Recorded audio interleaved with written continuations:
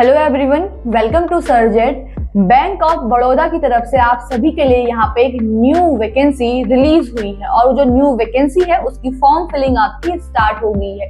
जो application form है वो फिल होने स्टार्ट हो गए हैं। तो यहाँ पे हमारे पास है उसका डिटेल नोटिफिकेशन जो बैंक ऑफ बड़ौदा की ऑफिशियल वेबसाइट से हमने डाउनलोड करा हुआ है। तो एक बार इस ऑफिशियल नोटिफिकेशन को डिटेल में समझ लेते हैं, पढ़ लेते हैं। ठीक है, ये चीजें आपके इस एग्जाम में रहने वाली है, क्राइटेरिया के रहने वाला है, एज का, आपका जो टेस्ट होगा, जो एग्जाम होगा वो किस बेसिस पे होगा, एग्जामिनेशन सेंटर्स हो गए, डेट क्या है, फॉर्म फिलिंग की लास्ट डेट क्या है, करेक्शन विंडो खुलेगी या नहीं खुलेगी, जो भी चीजें हैं यहाँ पे डिटेल में एक बार हम पढ़ लेते हैं। तो आइए स्टार्ट करते हैं। तो जो आपके तरफ यहाँ पे वैकेंसी आई हुई है बैंक ऑफ बड़ौदा की तरफ से आपको जो वैकेंसी आई है वो आई है आपके human resource on regular basis for information technology, IT के लिए वैकेंसी यहाँ पे आई हुई है, department in bank of Baroda. ठीक है, human resources on regular basis for information technology के लिए वैकेंसी यहाँ पे आई हुई है। अब बात करते हैं एप्लीकेशन फॉर्म स्टार्ट कब से हुए। जैसा कि मैंने पहले बताया कि आपका 30 जनवरी से इसका फॉर्म फिलिंग स्टार्ट हुआ, फॉर्म फिलिंग आपकी स्टार्ट हो चुकी है, जिसका लास्ट डेट आपका फॉर्म फिल करने का वो रहेगा आपका 19 फरवरी। तो 30 फरवरी से 19 फरवरी के बीच में आप इस फॉर्म को फिल कर सकते हैं। तो 19 फरवरी से पहले आप इस फॉर्म को फिल कर लीजिएगा बैंक ऑफ बड़ौदा के लिए। अब आगे बात करते हैं, आगे बढ़ देखते हैं कि क्या और क्या क्या चीजें इस नोटिफिकेशन में इस बार आई हुई है। तो यहाँ पे जो वैकेंसी निकली हुई है वो निकली है आपकी 418, टोटल 418 पद यहाँ पे निकल रखे हैं आपके बैंक ऑफ बड़ौदा में, और अलग अलग पोजीशंस पे वैकेंसी आई हुई है, अलग अलग पोजीशंस यहाँ पे दी हुई है, वैकेंसी अलग है सबके लिए। जो एज क्राइटेरिया यहाँ पे दिया हुआ है वो भी अलग है, एजुकेशनल क्वालिफिकेशन वो भी अलग है, और एक्सपीरियंस भी यहाँ पे हर किसी पोस्ट के लिए एक्सपीरियंस मांगा गया है, वो भी आपका अलग अलग रहने वाला है। तो डिटेल में एक बार पढ़ लेते हैं। तो पहली पोजीशन आपकी रहने वाली है senior manager developer full stack जावा। यहाँ पे जो वैकेंसी है आपकी 28 वैकेंसी आई हुई है। एज आप देख लीजिए 27 से 37 है, मिनिमम आपकी 27 है, मैक्सिमम आपकी 37 रखने वाली है। एजुकेशनल क्वालिफिकेशन की हम बात करें, BE, BTech, MTech, ME, MCA in computer science यहाँ पे मांगा गया है। एक्सपीरियंस यहाँ पे 5 इयर्स का आपका एक्सपीरियंस मांगा गया है। इन सॉफ्टवेयर डेवलपमेंट यहाँ पे मांगा गया है। वैसे अगली पोस्ट की अगर हम बात करें तो ये फिर है manager developer full stack Java. ये अलग ग्रेड स्केल के लिए है आपकी। यहाँ पे जो वैकेंसी आई है आपकी 27 वैकेंसी आई है। अब यहाँ पे देखिए एज क्राइटेरिया आपका बदल जाता है। यहाँ पे जो एज क्राइटेरिया आपका है वो है आपका मिनिमम आपका 24 रहेगा, मैक्सिमम आपका 34 रहेगा। एजुकेशन की हम बात करें तो यहाँ पे जो क्वालिफिकेशन है वो यहाँ पे भी बीई मांगा गया है, बीटेक मांगा गया है, एमटेक मांगा गया है, एमई मांगा गया है, एमसीए इन कंप्यूटर साइंस यहाँ पे भी सेम आपका मांगा गया है।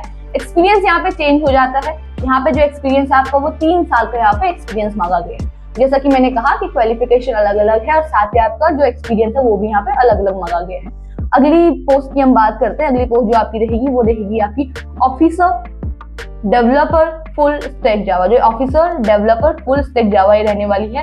यहाँ पे 3 पद आपके आ रखे हैं। एज आपकी यहाँ पे फिर बदल गई, मिनिमम 22 है, मैक्सिमम आपकी 32 है। क्वालिफिकेशन सेम है जैसे ऊपर दी है, लेकिन यहाँ पे एक्सपीरियंस 1 ईयर का आपका मांगा गया है। उसके बाद बात कर देते हैं अगली वाली की, जो है आपका senior manager developer full stack MERN। तो यहाँ पे जो वैकेंसी आपकी वो 40 पद यहाँ पे आ रखे हैं। Age criteria minimum 27 and maximum 37। Qualification same है, एक्सपीरियंस यहाँ पे फिर 5 साल का एक्सपीरियंस आपका मांगा गया है। अगली जो है हमारी वो है आपका फिर से manager developer full stack MERN, लेकिन यहाँ पे जो पे ग्रेड जो आपका ग्रेड स्केल रहेगा, ग्रेड स्केल आपका यहाँ पे अलग अलग है। तो स्केल के हिसाब से अलग अलग वैकेंसी यहाँ पे आ रही है। तो यहाँ पे 34 है आपका, एज क्राइटेरिया फिर बदल गया, क्वालिफिकेशन सेम है, एजुकेशन एक्सपीरियंस यहाँ पे 3 साल का मांगा गया है। अगली है आपकी officer developer full stack MERN। यहाँ पे 8 पद आ रखे हैं आपके, और एज क्राइटेरिया फिर यहाँ पे चेंज है और बाकी चीजें भी यहाँ पे बदल गई हैं आपकी। अगली है आपकी ऑफिसर क्लाउड इंजीनियर की यहाँ पे वैकेंसी आ रखी है, जो आपकी आ रही है 8 पद यहाँ पे 11 पद आपके यहाँ पे निकले हुए हैं इस चीज के लिए। अगला है आपका मैनेजर क्लाउड इंजीनियर। यहाँ पे 24 पद आपके आ रखे हैं। देखिए यहाँ पे एज फिर बदल गई है, क्वालिफिकेशन भी आपकी सेम रहे, बस क्वालिफिकेशन आपकी सेम मांग गई है, ग्रेजुएशन और पोस्ट ग्रेजुएशन यहाँ पे मांगी गई है टेक्नोलॉजी फील्ड में, और एक्सपीरियंस यहाँ पे फिर आपका बदल गया है, फिर आपका एक्सपीरियंस अलग मांगा गया है। फिर है आपका ऑफिसर AI इंजीनियर यहाँ पे मांगा गया है। 4 पद यहाँ पे आपके इसके लिए आ रखे हैं। फिर उसके बाद अगला फिर आपका है मैनेजर AI इंजीनियर। यहाँ पे जो ग्रेड स्केल है वो अलग है, तो यहाँ पे इसके लिए 23 पद यहाँ पे आ रहे हैं। अगला है आपका senior manager AI engineer, 12 vacancy यहाँ पे आ रखी है आपकी। 5 साल का एक्सपीरियंस मांगा गया है, क्वालिफिकेशन आपकी सेम रही। ठीक है, अगला है आपका ऑफिसर API डेवलपर, यहाँ पे ये वैकेंसी आ रखी है। 4 पद यहाँ पे इसके लिए बैंक ऑफ बड़ौदा की तरफ से निकाले गए। उसके बाद सीनियर मैनेजर API डेवलपर फिर से, और यहाँ पे ग्रेड स्केल आपका अलग है, और वैकेंसी आपकी 18 वैकेंसी के लिए आ रही है। अगला मैनेजर नेटवर्क एडमिनिस्ट्रेटर यहाँ पे आ रखी है। फिर आ रही है ऑफिसर नेटवर्क एडमिनिस्ट्रेटर, यहाँ पे आ रखी है। अगला है आपका मैनेजर सर्वर एडमिनिस्ट्रेटर, यहाँ पे आ रखा है। फिर वापस से अब यहाँ पे नेम आपके सेम है, लेकिन आपका जो ग्रेड स्केल है वो अलग अलग है। तो ग्रेड स्केल आप देख लीजिएगा कि फर्स्ट ग्रेड स्केल है, सेकंड है, थर्ड है, अलग अलग ग्रेड स्केल में, लेकिन नाम जो आपका पोस्ट का रहेगा वो सेम रहने वाला है। यहाँ पे बहुत जगह आपको ये चीज देखने को मिलेंगी इस वाले के लिए। अगला है आपका सीनियर मैनेजर डेटाबेस एडमिनिस्ट्रेटर, यहाँ पे थोड़ा सा बदल गया। अगला जो पोस्ट है आपको नेम चेंज हुआ, तो ग्रेड स्केल फिर यहाँ पे अलग अलग रहने वाला है। अगला फिर उसके बाद आपका सेम है सीनियर मैनेजर डेटाबेस एडमिनिस्ट्रेटर, यहाँ पे ये भी आपका सेम रहने वाला है। अगला ही है आपकी मैनेजर डेटाबेस एडमिनिस्ट्रेटर, ये मैनेजर के लिए मांगी गई है, तो यहाँ पे आपके 16 पद यहाँ पे निकले हुए हैं। अगला फिर आगे बात करते हैं ऑफिसर डेटाबेस एडमिनिस्ट्रेटर, यहाँ पे मांगी गई है। इसके अलावा बहुत सारी वैकेंसी यहाँ पे आई है, जैसे आई है आपकी मैनेजर डेटा साइंटिस्ट की यहाँ पे वैकेंसी आई हुई है, और मैनेजर डेटा इंजीनियर की वैकेंसी यहाँ पे आई हुई है। तो अलग अलग यहाँ पे और बहुत सारी वैकेंसी इसी फॉर्म में यहाँ पे निकली हुई है, जैसे senior manager data engineer, manager data engineer. उसके बाद हम बात करें ऑफिसर डेटा इंजीनियर की यहाँ पे वैकेंसी निकली हुई है, जिसके लिए आपके 3 पद यहाँ पे निकले हुए हैं। तो ऐसे करके हम देखें तो यहाँ पे टोटल जो आपकी है वो आपकी आई हुई है करीब 38 पोस्ट यहाँ पे निकली हुई है आपकी। तो टोटल 38 पोस्ट पे BOP की तरफ से यहाँ पे वैकेंसी निकली हुई है, जिसके पद रहने वाले हैं आपके 418 पदों पे यहाँ पे जो वैकेंसी निकली हुई है। और सबके लिए एज क्राइटेरिया अलग अलग है, क्वालिफिकेशन आपकी अलग अलग दी हुई है, एक्सपीरियंस भी आपका अलग अलग है। तो जिस भी पोस्ट के लिए आप अप्लाई करें वहां पे आप ध्यान से देख लें ग्रेड स्केल क्या है, उस पे आपका जो एज क्राइटेरिया है वो क्या रहेगा, एक्सपीरियंस अब आपको कितने ईयर का एक्सपीरियंस है वो मैटर करता है। यहाँ पे जो जितना भी आपको एक्सपीरियंस है उस हिसाब से आप इस पोस्ट के लिए अप्लाई कर सकते हैं। बाकी आपकी जो क्वालिफिकेशन है वो ग्रेजुएशन और पोस्ट ग्रेजुएशन बोथ मांगी गई है, तो ये आप ध्यान पे रखिएगा। यहाँ पे ग्रेजुएट और पोस्ट ग्रेजुएट जो टेक्नोलॉजी फील्ड से ग्रेजुएट है वही इस फॉर्म को फिल कर सकते हैं। क्वालिफिकेशन की हम बात करें तो उन्होंने कहा है कि यहाँ पे आपको AICTE से या गवर्नमेंट ऑफ इंडिया या गवर्नमेंट किसी भी गवर्नमेंट बॉडी से आपका एजुकेशनल क्वालिफिकेशन यहाँ पे कंप्लीट होनी चाहिए। उसके बाद हम बात करते हैं यहाँ पे बैंक ऑफ बड़ौदा की तरफ से ये भी कहा गया है कि जो वैकेंसी है आपकी वो अभी बढ़ भी सकती है। ठीक है, मॉडिफाई मतलब बढ़ भी सकती है, घट भी सकती है, मॉडिफिकेशन हो सकता है, चेंज हो सकता है। नंबर ऑफ वैकेंसीज में यहाँ पे चेंज हो सकता है, जैसे रिक्वायरमेंट रहेगी उस हिसाब से चेंजेस हो सकते हैं। तो ये प्लस पॉइंट भी नेगेटिव पॉइंट भी, कम भी हो सकती है और बढ़ भी सकती है। यहाँ पे फिलहाल आपके 418 पद ही उन्होंने दिए हुए हैं, ऊपर नीचे यहाँ पे वैकेंसी हो सकती है, उन्होंने मेंशन किया हुआ है। रोल एंड रिस्पॉन्सिबिलिटीज ये दी हुई है, जो भी आपकी यहाँ पे वैकेंसी आई हुई है उनके लिए रोल एंड रिस्पॉन्सिबिलिटीज आपकी दी हुई है। नेक्स्ट जब हम नीचे जाएंगे यहाँ पे, तो यहाँ पे नीचे हर किसी पोस्ट के लिए आपकी रोल एंड रिस्पॉन्सिबिलिटीज अलग से मेंशन करी हुई है इस नोटिफिकेशन पे। रिजर्वेशन इन पोस्ट, रिजर्वेशन क्या रहेगा, SC के लिए कितनी आपकी वैकेंसी आई है, ST के लिए कितनी आई है, OBC के लिए कितनी आई है, EWS के लिए कितनी आई है, जनरल कैटेगरी के लिए कितनी है। यहाँ पे हर किसी कैटेगरी के लिए आपकी अलग अलग वैकेंसी आई हुई है। तो आप एक बार देख लीजिए, आप जिस कैटेगरीज में आते होंगे आप उस कैटेगरी में इस पे वैकेंसी देख सकते हैं कि कितने टोटल पद यहाँ पे निकले हुए हैं 38 पदों के लिए। 418 टोटल पद आपके यहाँ पे भी मेंशन किया हुआ कि 418 टोटल पद आपके यहाँ पे निकले हुए हैं। और ये पूरा आपका SC ST का पूरा डिटेल रहेगा कि आपका SC में कितना है, ST में कितना है, EWS और जनरल सारी कैटेगरी के लिए अलग अलग यहाँ पे दिया हुआ है। तो आप एक बार इसको अच्छे से ध्यान से पढ़ लें कि आप किस कैटेगरी पे आते हैं। उसके बाद नोट यहाँ पे जो दिया हुआ है, ये पूरा जितनी इंफॉर्मेशन आपको फॉर्म फिलिंग के लिए है हर किसी कैटेगरी के लिए वो यहाँ पे दी हुई है कि किस कैटेगरी वाले ने क्या चीजें यहाँ पे ध्यान पे रखनी है। तो इस पर अच्छे से ध्यान दिख लीजिएगा। उसके बाद बात करते हैं जो आपकी है एज रिलैक्सेशन की। तो यहाँ पे दिया हुआ है कि आपके जो SC ST के लिए है उसके लिए क्या दिया गया है, अदर बैकवर्ड क्लासेस के लिए क्या दिया गया है, और जिनको डिसेबिलिटी है उनके लिए यहाँ पे क्या एज रिलैक्सेशन रखा गया है। तो ये भी आप ध्यान से एक बार देखिए। अब बात करते हैं एप्लीकेशन फी की, कि जब आप फॉर्म फिल करेंगे तो उसके लिए आपको कितनी पेमेंट यहाँ पे देनी होगी। तो यहाँ पे जो फीस है आपकी वो रखी गई है, अब अलग अलग कैटेगरी के लिए अलग अलग फीस है। यहाँ पे 850 रुपए यहाँ पे फीस रखी गई है जो जनरल, EWS और OBC कैंडिडेट्स के लिए यहाँ पे रखी गई है। तो जो भी कैंडिडेट्स जनरल, EWS या OBC में आते हैं उनके लिए यहाँ पे फीस रखी गई है 850 रुपए। उसके बाद 175 रुपए यहाँ पे फीस रखी गई है, वो रखी गई है आपके SC, ST, PWD, ESM, BESM and womens के लिए। तो यहाँ पे जनरल, EWS, OBC कैटेगरी के जो भी हैं आपके, वो मेल कैंडिडेट के लिए आपके 850 रुपए फीस रखी गई, लेकिन वुमेन्स के लिए जो है आपकी वो यहाँ पे रखी गई है 175 रुपए यहाँ पे वुमेन के लिए फीस रखी गई है। और SC, ST और जो भी आपके डिसेबिलिटी वाले हैं, जो भी कैंडिडेट हैं, उनके लिए यहाँ पे 175 रुपए यहाँ पे फीस रखी गई है। तो एक बार ध्यान से देखिए।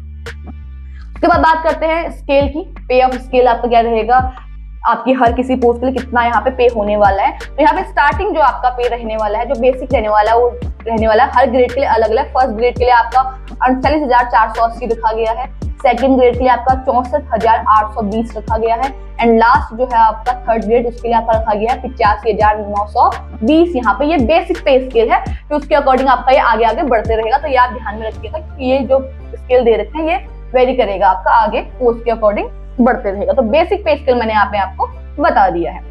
आगे बात करते हैं, यहाँ पे ने ये चीज भी बोली हुई है बैंक ऑफ बड़ौदा ने कि जो भी आपका सिलेक्शन होगा, तो पूरा जो प्रोसीजर होता है, पूरा जो टाइम लगेगा आपका 1 साल के अंदर आपका पूरा ज्वाइनिंग आपकी हो जाएगी बैंक में। जो भी इस एग्जाम को क्लियर करेंगे तो पूरे 1 साल के अंदर आपकी ज्वाइनिंग हो जाएगी। जो पीरियड रहेगा आपका वो 1 साल का यहाँ पे लगभग लग सकता है, ये भी यहाँ पे मेंशन किया हुआ है।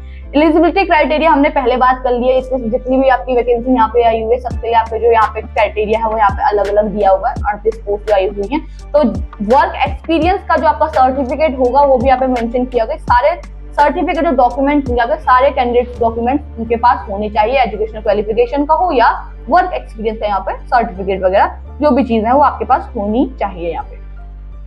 उसके बाद बात करते हैं सिलेक्शन प्रोसीजर की। तो सिलेक्शन कैसे होगा तो यहाँ पे मेंशन किया हुआ है, एक बार आप इसको डिटेल में देख लें कि आपका सिलेक्शन प्रोसीजर क्या रहेगा।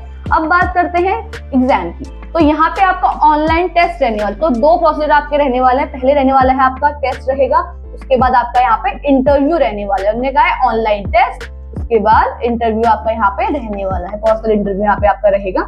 तो पहले हम बात करते हैं आपके ऑनलाइन टेस्ट के बारे में, फिर हम बात करेंगे आपके इंटरव्यू के बारे में। तो टेस्ट जो यहाँ पे रहेगा आपका वो रहने वाला है टोटल 225 मार्क्स का यहाँ पे, ठीक है, 235 मार्क्स का यहाँ पे टेस्ट आपका रहने वाला है, ये आप ध्यान में रखेंगे।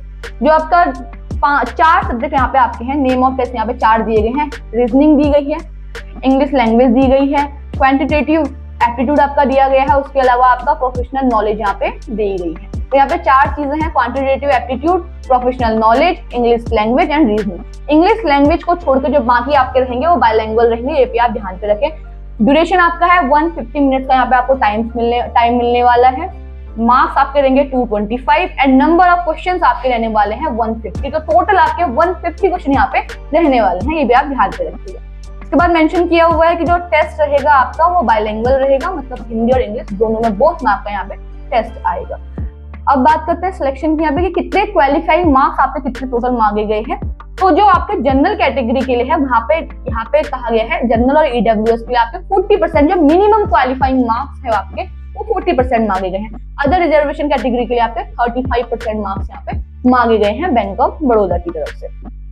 तो ये तो था हमारा ऑनलाइन टेस्ट के बारे में कि ऑनलाइन टेस्ट आपका कैसे रहने वाला है। अब बात करते हैं जब आप एग्जाम फॉर्म फिल करेंगे तो आपको सेंटर्स डालने होते हैं। तो यहाँ पे वो भी मेंशन किए हुए हैं कि आपको सेंटर कौन कौन से डालने हैं। तो ऑनलाइन एग्जामिनेशन आपका होना है, ऑनलाइन टेस्ट होना है, तो उसके लिए यहाँ पे सेंटर्स दिए हुए हैं कि आप कौन कौन से सेंटर में यहाँ पे अप्लाई कर सकते हैं। और फिक्स सेंटर ही है, आप कहीं भी अप्लाई नहीं कर सकते, आप इसे भी ध्यान में रखिएगा। तो यहाँ पे जितने भी सेंटर्स दिए हुए हैं, जैसे अहमदाबाद दिया हुआ है, बेंगलुरु दिया हुआ है, बरेली, बड़ौदा, भोपाल, भुवनेश्वर, ये सारे सेंटर्स यहाँ पे दिए। तो सारे सेंटर्स आप ध्यान में रख के देखिएगा कि आपके लिए कौन सा सेंटर सबसे नजदीक पड़ेगा। अपनी सुविधा अनुसार आप उस सेंटर को फिल कर सकते हैं अपने एग्जाम के लिए, जो आपका ऑनलाइन एग्जाम यहाँ पे होगा। बायोमेट्रिक डाटा की हम बात करें तो यहाँ पे एक चीज मेंशन है, जब अभी आपका जिस दिन भी आपका एग्जाम होगा तो वहाँ पे आपका राइट थंब आपको देना पड़ेगा। उसके अलावा आपका बायोमेट्रिक डेटा के लिए और साथ ही आपका फोटो यहाँ पे क्लिक होगी जिस दिन आपका एग्जाम होगा। एग्जामिनेशन डे के दिन ही ये चीज आपकी होनी है, यहाँ पे मेंशन किया होगा, आप एक बार देख लीजिएगा इसको भी। बाकी जितनी भी चीजें हैं, आप क्या क्या चीजें आपको यूज नहीं करने, जैसे फोन, कैलकुलेटर्स, ये चीजें आपकी अवॉइड करनी है। अब बात करते हैं टेस्ट के बारे में। टेस्ट कौन सा आपका, इंटरव्यू जो आपका रहेगा। तो यहाँ पे जब आप ऑनलाइन टेस्ट क्वालिफाई कर लेंगे उसके बाद आप इंटरव्यू के लिए यहाँ पे अप्लाई कर सकते हैं। तो यहाँ पे ये भी ध्यान में रखिएगा कि जब आपका टेस्ट हो जाए उसके बाद जो आपका मिनिमम क्वालिफाइंग मार्क्स जो आपके रहेंगे इंटरव्यू के लिए वो कितने रखे गए हैं। तो यहाँ पे जनरल कैटेगरी के लिए रखे गए हैं 60%। तो 60% आपका होना चाहिए जब आप इंटरव्यू देते हैं, तो वहां पे आपके जो मिनिमम मार्क्स हैं वो होने चाहिए 60%। उसके अलावा जो रिजर्व कैटेगरी है उनके लिए यहाँ पे 55% यहाँ पे इंटरव्यू के क्वालिफाइंग मार्क्स रखे गए हैं। दोनों के बोथ मार्क्स मिलेंगे, उसके बाद आपका सिलेक्शन यहाँ पे होगा। ऑनलाइन टेस्ट और इंटरव्यू के दोनों के मार्क्स के मिलने के बाद ही आपका यहाँ पे सिलेक्शन होना है। उसके बाद नीचे आपका दिया हुआ है कि कैसे आपका कॉल लेटर वगैरह क्या चीजें आएंगी। ठीक है, कॉल लेटर कैसे आएगा, ऑनलाइन टेस्ट कैसे होगा, इंटरव्यू कैसे होगा, सारा प्रोसीजर यहाँ पे, सारा प्रोसेस यहाँ पे बताया हुआ है।